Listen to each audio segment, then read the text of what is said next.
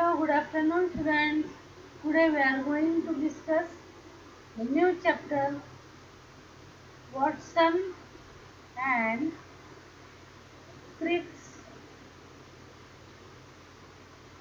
model of DNA. Model of DNA. Watson and Crick's model of DNA. Okay. So J.D. Watson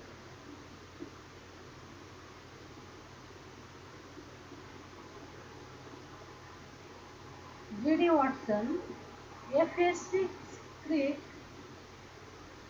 F.H.C. Crick. They are the English biochemist and the biophysicist. Watson, biochemist, and Crick, biophysicist. Okay, with the Maurice Wilkins. Okay, with Maurice Wilkins. The Maurice Wilkins, British biophysicist. Okay, they proposed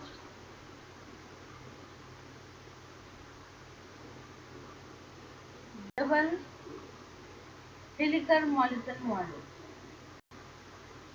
Double helical molecular model of DNA.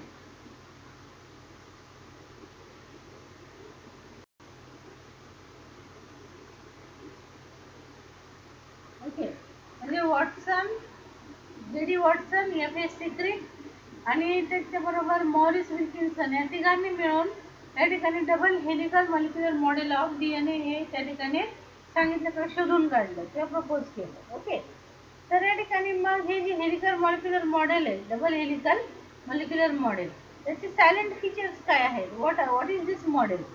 तर या ठिकाणी the silent features of this model is the silent features of this model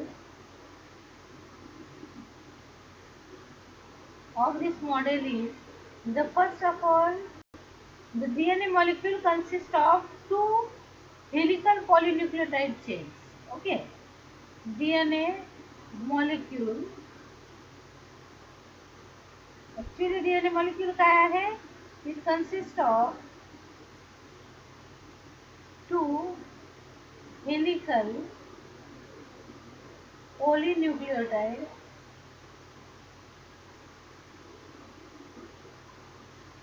chain.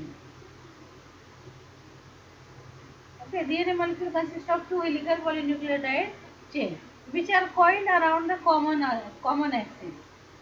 These two trays or two structures, two fibers, किंवा या ठिकाणी हे दोन chains जे असतात, that is these two chains which are coiled around the central axis, which are coiled around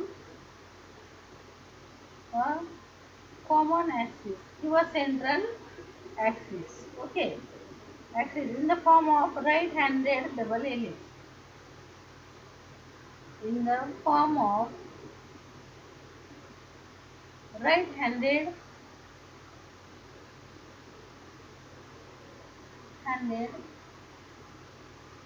double helix. Okay, in the form of right-handed double helix.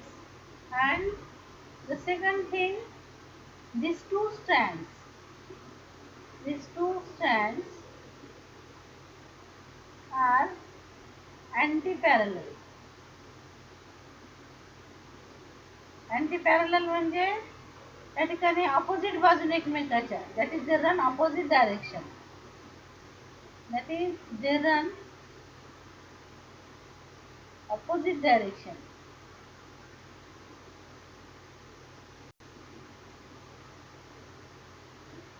They run opposite direction. Okay, they run opposite direction so that the 3' end of one chain facing to the 5' end of other. So that 3' end of one chain facing to 5' chain 5' end of order चे. Okay. आता हे आपल्याला नुसतं orally सांगून लक्षात नाही येणार, आपल्याला इथे पहिल्यांदा फिगर काढावी लागेल. Okay. So first of all I will draw figure.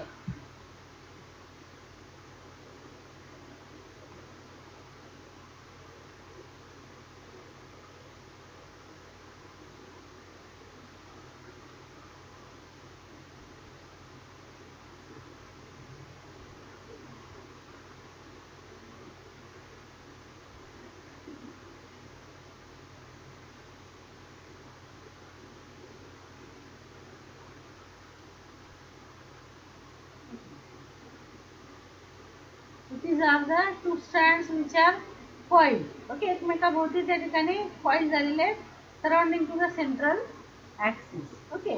आता यांच्यामध्ये या ठिकाणी आपण डिस्कस करू.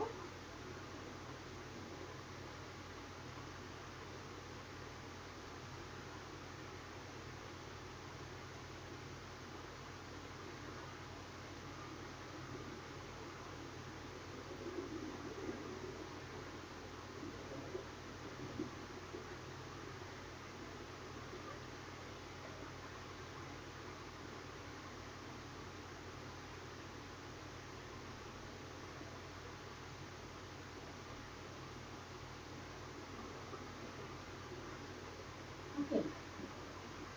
So it is 3 dash in and it is 5 dash in.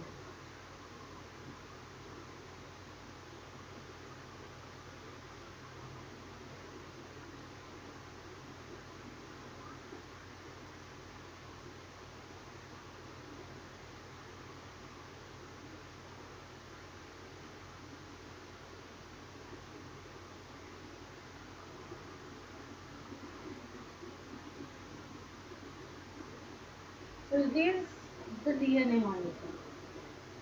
Okay, it is the helical DNA molecule. So या ठिकाणी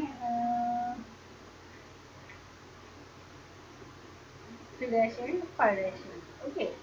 The diameter of this DNA molecule it is near about 20 nanometer. Okay. So the distance it is the distance between these two 3.4 nanometer. Okay. It is the minor group.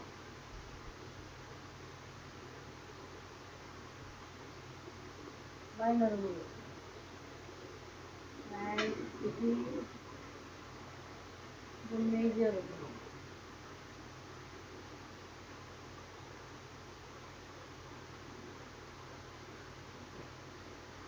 इकडे एक अशी थोडीशी figure काढून लक्षात येईल.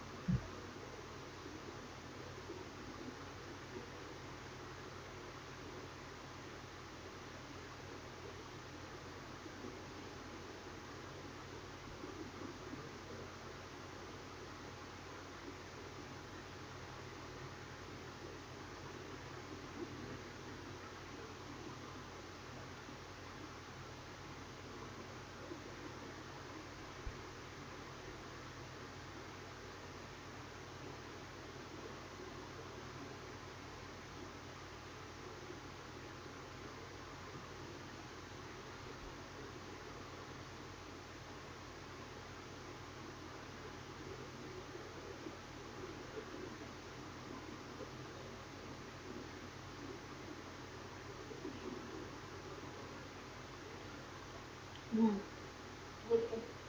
कापूस काढल्या.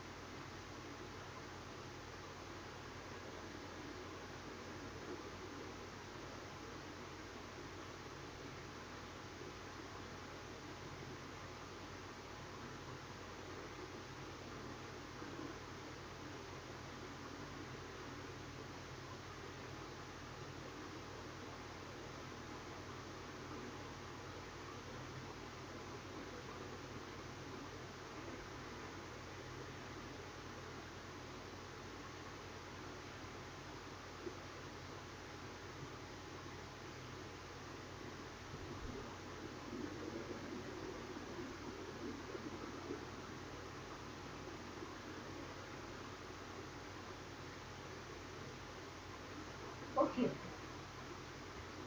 so it is the structure of DNA. This part,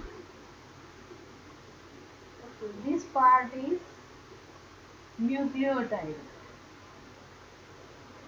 This part is nucleotide. Okay, ज्याला या ठिकाणी शुगर फॉस्फेट बॅकबोन असं म्हटलं जातं. Now we will discuss one by one again.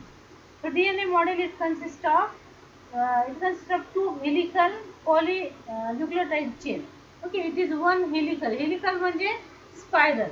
Okay, तर या ठिकाणी हे one helical chain and it is another helical chain. Okay, one and two. So these two helical chains. Okay, polynucleotide chain. Polynucleotide chain means the number of polynucleotides they are joined with each other. म्हणजे इथं कसं join झालेलं दाखवलं.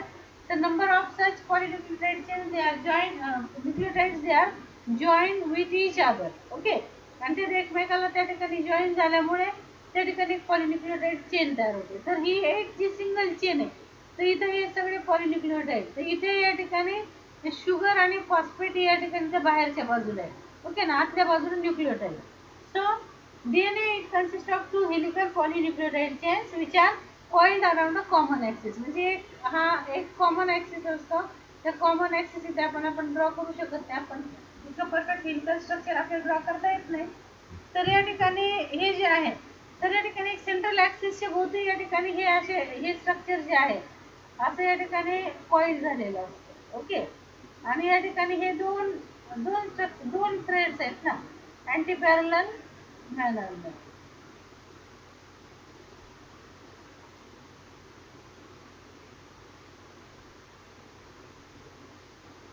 Okay, तर हा common central axis. तर या ठिकाणी आता कॉमन सेंट्रल ऍक्सिस भोवती या ठिकाणी काय झालेलं आहे या ठिकाणी हे दोन्ही जे आहे ते हेलिकल स्ट्रक्चर जे आहे ते त्याच्याभोवती कॉईल झालेले आहे. ओके, आणि त्या ठिकाणी they are in right hand. Right hand म्हणजे in this manner. Right handed means by this way. Okay, it is right handed. आणि हे असं जर घेतलं तर it is left handed. Okay, so it is in the form of right handed. Okay, आणि आता या ठिकाणी डबल थ्रेड असल्यामुळे या ठिकाणी इथे डबल, आता मी इथे डबल काढत नाहीये, आपण ऑलरेडी काढलेलं आहे इथे. ओके, तर या ठिकाणी two strands they are anti parallel. म्हणजे पहा, एकाचं 3 डॅश एंड आहे एकाचं 5 डॅश एंड आहे. So two strands they are anti-parallel. They run in a opposite direction. That means 3 dash end of one facing towards the 5 dash end of another one. Okay. आता या ठिकाणी बाहेरच्या बाजूला जे आहे आता इथे पहा हे आपण इलॅबोरेट केलं म्हणजे या ठिकाणी मॉलिक्युलर लेवलला दाखवलं. त्यावेळेस इथे आपल्याला काय दिसतंय, the sugar phosphate bone it is remain on the outside. Okay, म्हणजे या ठिकाणी शुगर आणि फॉस्फेट ही जी पेंटोस या ठिकाणी ही पेंटोस शुगर या ठिकाणी हे शुगर. ओके, आता हे शुगर आणि फॉस्फेट बॅकबोन जे आहे तर it is towards the outer side. Okay, the sugar phosphate backbone remain on the outside. While core, core म्हणजे सेंट्रलचा भाग जर पाहिला, हा कोरचा भाग, हा कोरचा किंवा सेंट्रलचा भाग. तर या ठिकाणी core part of the helix it content the purine and pyrimidine bases. आपण काल डीएनए टॉपिक पाहिला त्याच्यामध्ये प्युरिन आणि पिरिमिडिन बेसेस या ठिकाणी आपण पाहिलं. ठीक आहे, तर या ठिकाणी मग प्युरिन आणि पिरिमिडिन बेसिस जे आहेत तर ते या ठिकाणी इथे आतमध्ये असलेले आपल्याला दिसतात. AgCt प्युरिन पिरिमिडिन बेसिस त्या ठिकाणी आहे. ओके, म्हणजे या ठिकाणी आपण काल पाहिलं होतं की पिरिमिडिन बेसिस कुठला, थायमिन आणि सायटोसाइन, C and T. थायमिन सायटोसाइन हे पिरिमिडिन बेसिस आणि प्युरिन बेसिस कुठले, Ag, ॲडेनाइन आणि ग्वानिन. ओके, तर या ठिकाणी हे जे आहे, तर या ठिकाणी हे AT आणि हे GC. ओके, तर या ठिकाणी यांच्यातला एक पिरिमिडिन असतो आणि एक प्युरिन असतो. हा प्युरिन हा T जो आहे पिरिमिडिन, A जो आहे तर तो प्युरिन. तर purine always bind with the pyrimidine. त्याच्यामध्ये आपण 4 बॉक्स लॉ पाहिलेला आहे की A always bind with T and G always bind with C.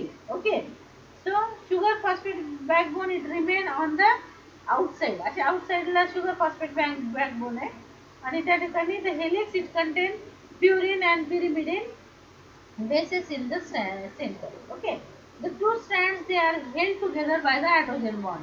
तर या ठिकाणी हे इथे आपण डबल आणि ट्रिपल जे दाखवलेले तो these are the hydrogen bond. तर या ठिकाणी हे जे प्युरिन आणि पिरिमिडिन बेसिस जे तर त्यांच्यामध्ये विथ हायड्रोजन बॉन्ड्स त्या ठिकाणी असतात. ओके, तर त्याच्यामुळे या ठिकाणी हा स्ट्रँड जो आहे तर एकमेकाशी त्या ठिकाणी तो हेल्ड केला जातो, एकमेकासोबत किंवा चिटकून राहतो एकमेकासोबत दोन्ही strand.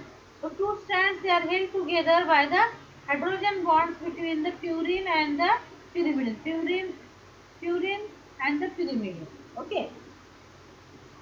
So the base composition of DNA is always obey the Chargaff's law. Okay. So Chargaff's law काय सांगतो, A always pair with T and G always pair with C किंवा C always pair with G and A always pair with the T.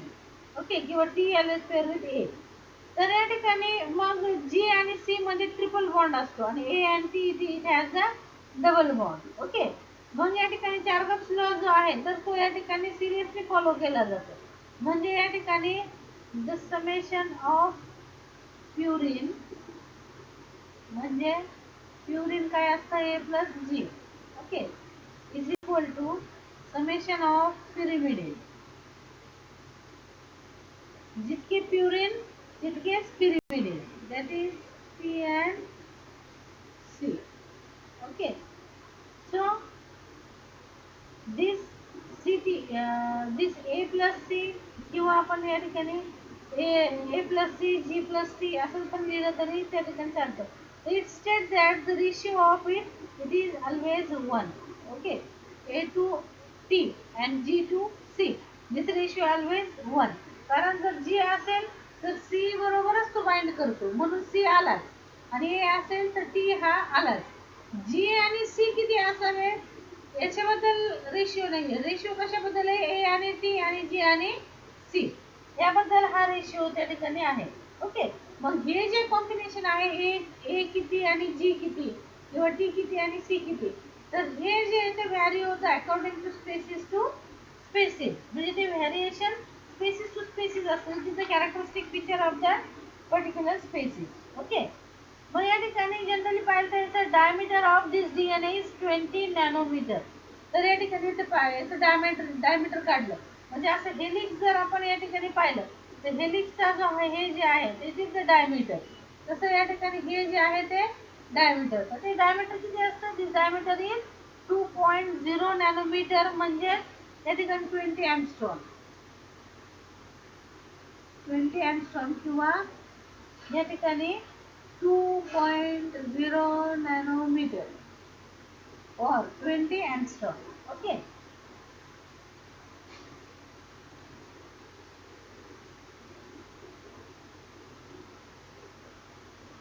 20 angstrom.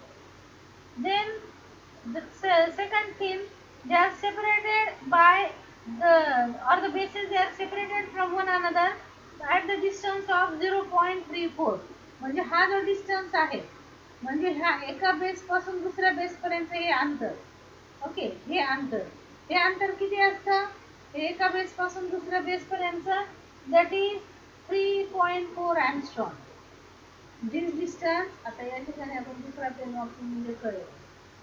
आता या ठिकाणी इथे दाखवलं, कुठे दाखवलं मग, this distance. Okay, the distance between two base pair it is 3.4. Okay, हे किती असतं 3.4. 4 दोन या ठिकाणी बेस पेअर मधलं त्या ठिकाणी अंतर. आता या ठिकाणी याला काय म्हणायचं, बेस पेअर. ही जी आहे it is base pair. The distance between this two base pair is 3.4 angstrom. Okay sorry 3.4 angstrom. Okay and 0.34 nanometre किंवा और 0.34 नॅनोमीटर. ओके, दोन्हीपैकी कुठलंही एक तुम्ही लिहू शकता. आता या ठिकाणी length of complete turn. Complete turn म्हणजे काय, आता पहा ही कम्प्लीट टर्न त्या ठिकाणी घेतली त्यांनी. ही या ठिकाणी कम्प्लीट टर्न. ओके, हा इथं येऊन कम्प्लीट एक डबल हेलिक्स म्हणजे जर तुम्ही पाहिलं हे हा जो आहे हा एक कम्प्लीट टर्न आहे. ओके, म्हणजे इथं जर आपण असं डबल हेलिक्स स्ट्रक्चर या ठिकाणी काढलं सेकंड.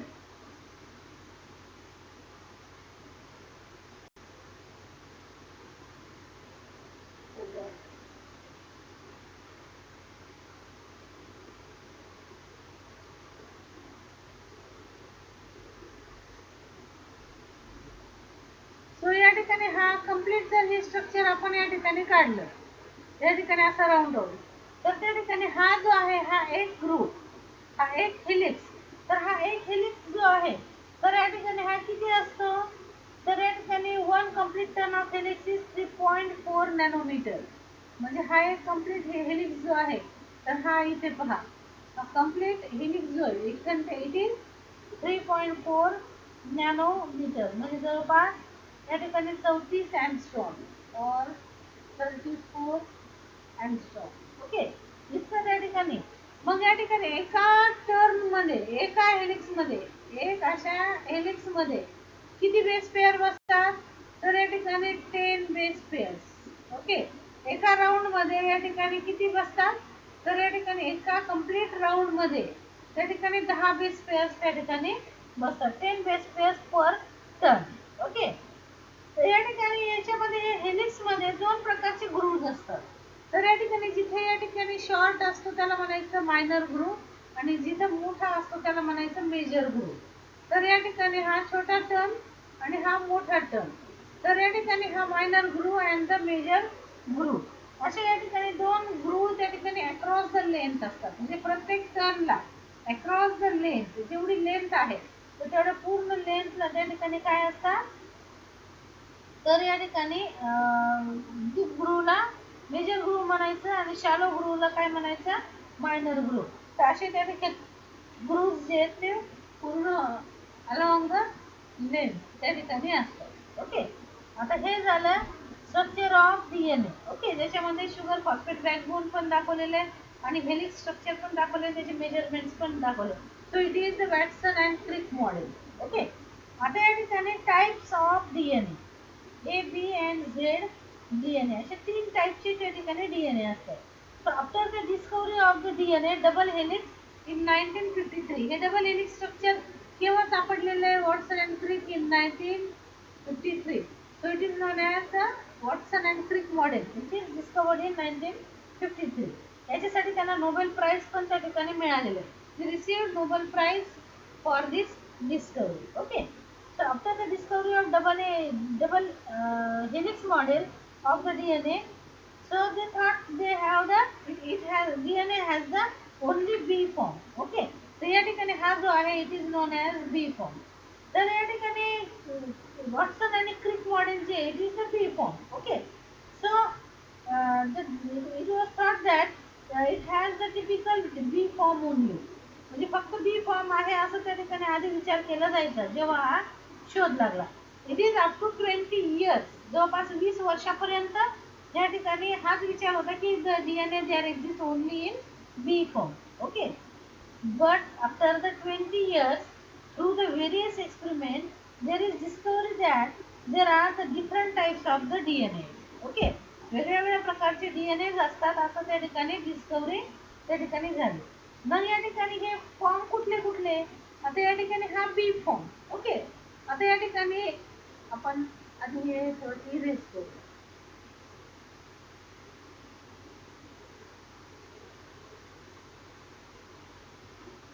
ओके, सो हा जो आहे वॉटसन आणि क्रिकने दिलेला So it is the B form. Okay.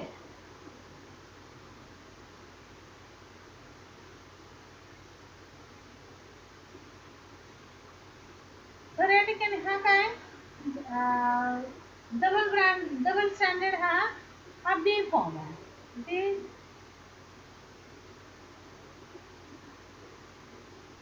B form.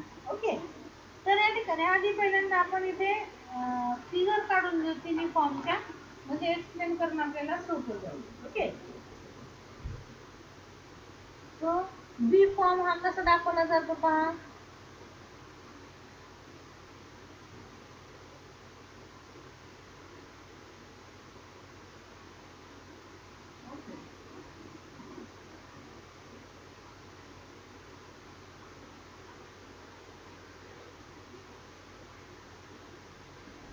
It is B form.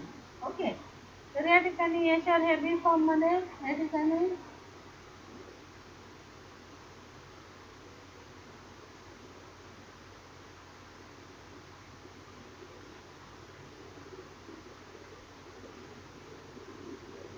अशा तऱ्हेने हे बेस पेअर्स न्यूक्लियोटाइडचे बेस पेअर्स. ओके. तर या ठिकाणी आपण या ठिकाणी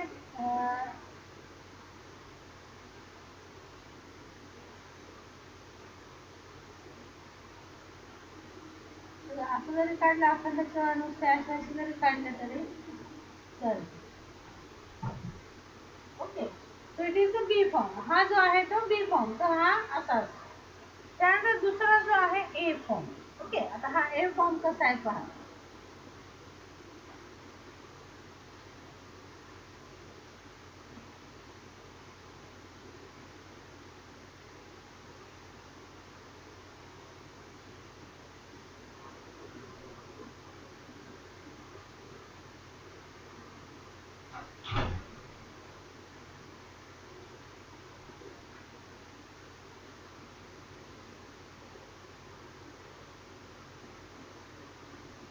So it is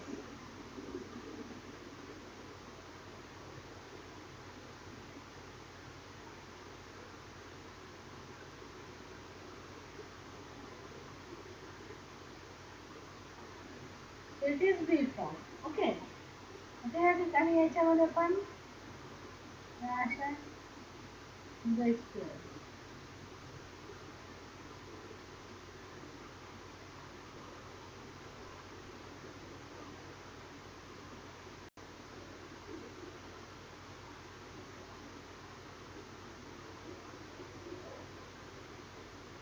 इथे फक्त काय झालं, टिल्ट जो आहे तर तो बदलला, म्हणजे अँगल ऑफ बेंडिंग जो आहे तर तो त्या ठिकाणी बदललेला आहे. हा जास्त टिल्टेड फॉर्म. ओके.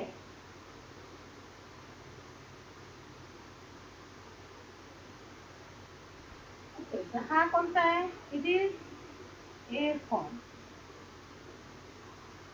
ओके. आणि तिसरा जो आहे झेड फॉर्म. तर झेड फॉर्म कसा आहे पहा.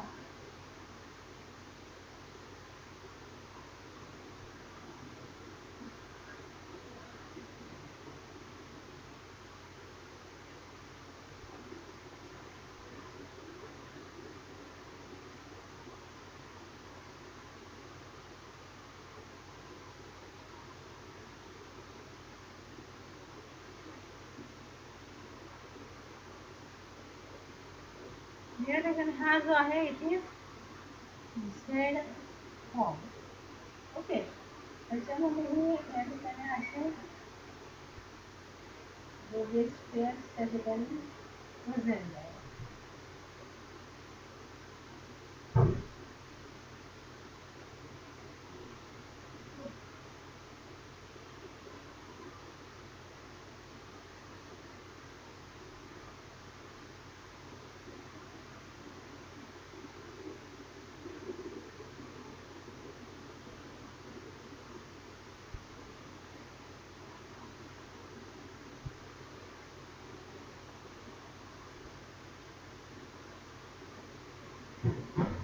ओके. आता या ठिकाणी हे तीन फॉर्म पहा. आता हा पहिला जो बी फॉर्म आहे हा बायोलॉजिकली इम्पॉर्टंट फॉर्म आहे. हा जो बी फॉर्म आहे it is biologically important form. Okay. आणि हा फॉर्म जो आहे इट फाउंड्स नॅचरली हा सापडतो. तर most of the living organism this form is observe. Okay. हा डीएनएचा हा form most of the organism मध्ये आढळतो. The different form such as a form, Z form, these are the conditions which are depends upon the relative humidity, ionic strength आणि salt concentration. म्हणजे तीन गोष्टी आहेत. एक म्हणजे ह्युमिडिटी, इथे लिहितो. One is relative humidity, second salt concentration आणि तिसरं आयोनिक स्ट्रेंथ. किती आयन. तर या ठिकाणी ह्या तीन गोष्टीवर पर्टिक्युलरली फॉर्म जो आहे, तर ए फॉर्म आहे का झेड फॉर्म आहे का बी फॉर्म आहे हे त्या ठिकाणी डिपेंड असतं. ओके. आता बी फॉर्म जर पाहिला तर हा राईट हँडेड फॉर्म असतो. आपण मगाशी वॉटसन क्रिक मॉडेलमध्ये पण पाहिले. तर it is right handed. Okay. म्हणजे या ठिकाणी याला म्हणतात राईट हँडेड. सिंगल स्टँडर्ड असल्यावर तो आरएनए असतो. डीएनए हा नेहमी डबल स्टँडर्ड दाखवावा लागतो. ओके. तर या ठिकाणी हे जे आहे तर राईट हँडेड फक्त दाखवण्यासाठी तुम्हाला मी ते हे ओके. तर या ठिकाणी हे काय it is right handed. Okay. आणि हे स्टेबल, मेटाबॉलिकली मोर स्टेबल आहे. B form is metabolically more stable. Okay. The length of helix is 34 angstrom. इथे आपण बघितले एका हेलिक्सची लेंथ किती असते 34 अँगस्ट्रॉम. म्हणजे ही जो आहे हा एक हेलिक्स किंवा एक टर्न, तर हा किती आहे 34 angstrom. Okay. It contains 10 base pair per turn. प्रत्येक एका टर्नला म्हणजे इथून इथपर्यंत जे टर्न झालं त्याच्यामध्ये 10 बेस पेअर्स आहे. ओके. आता या ठिकाणी याचं डायमीटर जे आहे किती आहे 20 अँगस्ट्रॉम. ओके. 20 अँगस्ट्रॉम आहे. आणि बी फॉर्म हा जनरली रिलेटिव्ह ह्युमिडिटी लो असेल, म्हणजे या ठिकाणी लोअर दॅन 92, म्हणजे relative humidity if it is lower than 92 जर असेल. ओके. म्हणजे 100% पर्यंत असेल ना रिलेटिव्ह ह्युमिडिटी, तर 92 पेक्षा जर रिलेटिव्ह ह्युमिडिटी कमी असेल आणि लो आयनिक कॉन्सन्ट्रेशन असेल तर बी फॉर्म असतो. Okay. Relative humidity less than 92. Okay. आणि लो आयनिक कॉन्सन्ट्रेशन ह्या कंडिशन मध्ये relative humidity. Okay. Relative humidity less than, relative humidity म्हणजे आर्द्रता किती असते. ओके. तर जर 92 पेक्षा जर रिलेटिव्ह ह्युमिडिटी कमी असेल, जो आयनिक कॉन्सन्ट्रेशन असेल, तर जनरली बी फॉर्म मध्ये डीएनए असतो. ओके. आता या ठिकाणी ए फॉर्म, ए फॉर्मचे या ठिकाणी लेंथ ऑफ द हेलिक्स जर बघितली, आता ही जी लेंथ, आता हा एक हेलिक्स आहे. ओके. तर या ठिकाणी ही एक हेलिक्सची लेंथ जर बघितली तर 28.15 अँगस्ट्रॉम. ओके. हे एक 28.15 अँगस्ट्रॉम. याच्यामध्ये किती असतात, याच्यामध्ये 10 बेस पेअर असतात. ओके. याच्यामध्ये किती असतात 11 बेस पेअर एका टर्नला, 11 पर turn. Okay. 10 base pair per turn, PURN. Okay. तर पर टर्न त्या ठिकाणी 11 बेस पेअर्स त्या ठिकाणी असतात. आणि it is also right handed. जसा हा राईट हँडेड आहे, हा राईट हँडेड, तसा हा सुद्धा कसा असतो it is also right handed. Okay. हा सुद्धा कसा आहे right handed. This A form is also right handed. Okay. आता मेजर ग्रू याच्यामध्ये इन्क्रीज होतो. हा मेजर ग्रू जो आहे तर हा इन्क्रीज होतो, मायनर ग्रू हा कमी होतो. ओके. तर या ठिकाणी बेसेस जे आहेत दे आर मोर टिल्टेड. म्हणजे या ठिकाणी इथे पहा, इथे सरळ सरळ आपल्याला दिसतं, इथे जास्त असे तिरपे तिरपे झाले. तर bases are more tilted in relation to axis of the helix. म्हणजे ऍक्सिस जो आहे हेलिक्स ज्या प्रमाणात ते टिल्ट झाले त्या प्रमाणामध्ये बेस पेअर सुद्धा टिल्टेड असतात. ओके. टिल्ट म्हणजे असं वाकडे झालेले. आता this form of DNA is occur under the special experimental condition. हे जे ए फॉर्म आहे इट अकर्स, म्हणजे हे जे आहे इट अकर्स नॅचरली. ओके, हे कसे असतात, नॅचरली सापडतात. आणि हे under special, these are present under special experimental condition, under special experimental condition. Okay, experimental condition.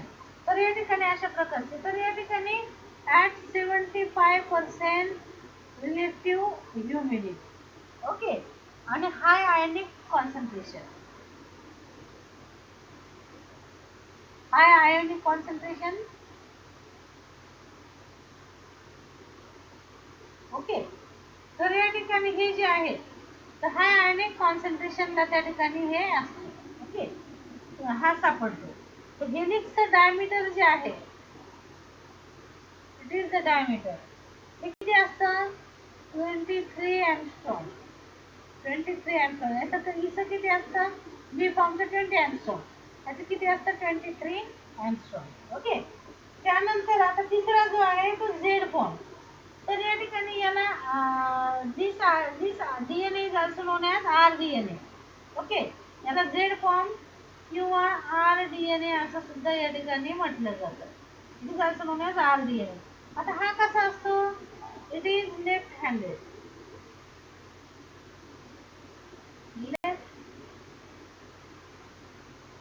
हा लेफ्ट हँडेड, हा राईट हँडेड, हा राईट हँडेड, हा नॅचरली सापडणारा, हा स्पेशल एक्सपेरिमेंटल कंडिशन सापडणारा. आता हा कसा असतो, लेफ्ट हँडेड. ओके, आता या ठिकाणी याच्यामध्ये शुगर फॉस्फेट बॅकबोन जो असतो, ही रेष दिसते ना, रेष म्हणजे शुगर फॉस्फेट बॅकबोन, आणि ह्यामधल्या रेषा म्हणजे नायट्रोजन बेसिस ज्यांच्यामध्ये हायड्रोजन बॉन्ड असतो. तर या ठिकाणी शुगर फॉस्फेट बोन जे आहे, इथे पहा कशी स्ट्रेट आहे, इथे पण कशी स्ट्रेट आहे, म्हणजे फक्त हेलिकल मॅनरने ते टिल्ट झालेले, पण इथे they are zigzag in condition. Okay, म्हणून sugar phosphate backbone it is in zigzag manner. शुगर फॉस्फेट backbone in zigzag manner. In zigzag manner. Okay, आता हा जो फॉर्म आहे हा कुठे आढळतो, it is in high ionic salt solution. High ionic salt solution. Okay, high ionic salt solution मध्ये हा फॉर्म जो आहे तो आढळतो. तर या ठिकाणी कॉन्सन्ट्रेशन जे आहे त्याचं, तर या ठिकाणी जवळपास 2 मोलार NaClचं जर सोल्युशनमध्ये DNA टाकला हा, तर हा झिगझॅग फॉर्ममध्ये त्या ठिकाणी आढळतो. ओके, आता याच्यामध्ये प्रत्येक टर्नला किती बेस पेअर असतात, 12 base pair per turn. Okay, प्रत्येक टर्नला 12 बेस पेअर्स त्या ठिकाणी असतात. The base pairs they are considerably tilted, म्हणजे या ठिकाणी टिल्टेड असतात. Angle of first twist per repeating unit is 60. Okay, म्हणजे यांचं जे अँगल ऑफ ट्विल्टिंग असतं, हेलिक्स जे आहे, तर हेलिक्सला त्या ठिकाणी ते जे टर्न होतं, ते या ठिकाणी आपण असं म्हणतो ना, टर्न होतं असं, तर या ठिकाणी प्रत्येक टर्न हा 60 अँगलला असतो, 60 डिग्री अँगलला. Okay, 60 degree angle. तर प्रत्येक हे जे 60 डिग्री अँगलला त्या ठिकाणी असतो. तर या ठिकाणी in this way there are in this 3 form DNA is existed.